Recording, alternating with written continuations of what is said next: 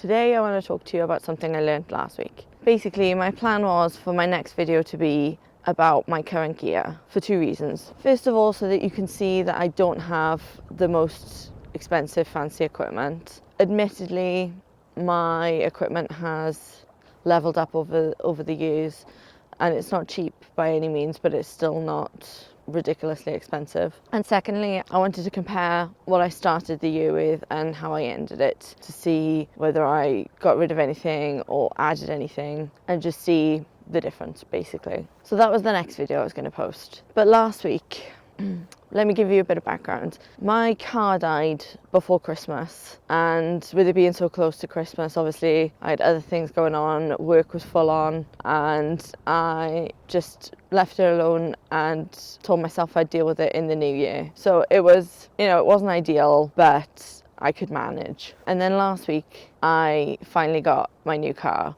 Now it's not new, it's just new to me. And obviously without a car, I was confined to my local area for my photography, and I didn't get to do much, as you can imagine, especially with it being Christmas. But so when I got my new car, I was excited. I thought I'd go out and catch a sunset. Through no fault of my own, I ended up being a little bit late. When I got to the place I was going to photograph, I only had about 20 minutes, half hour until sunset, which is fine. So while I was in my car, I thought I'd record a quick intro for the gear video, explaining that that's what the video is going to be about, but tell the story of my car, and this is my first time being able to go a bit further afield and catch a sunset, blah blah blah. So I did a little intro in my car, then I got out, started photographing, living life.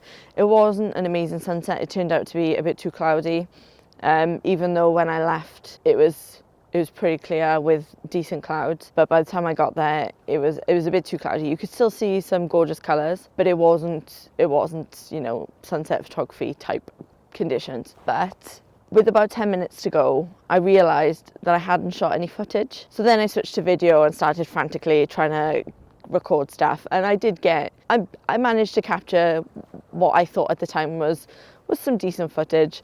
Is not going to be enough to make a video of, but I think the colours were nice, and there was a lovely scene of the birds flying over the waves, lovely.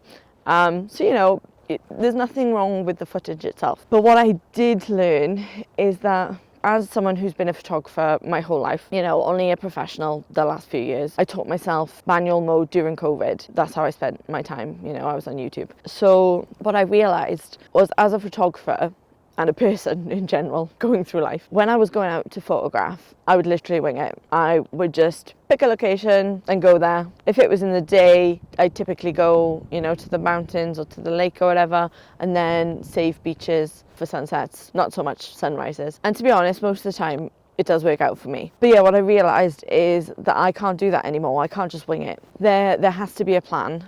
I've been watching a few videos on how to make engaging vlogs and things like that, and starting to learn about storytelling and making videos interesting.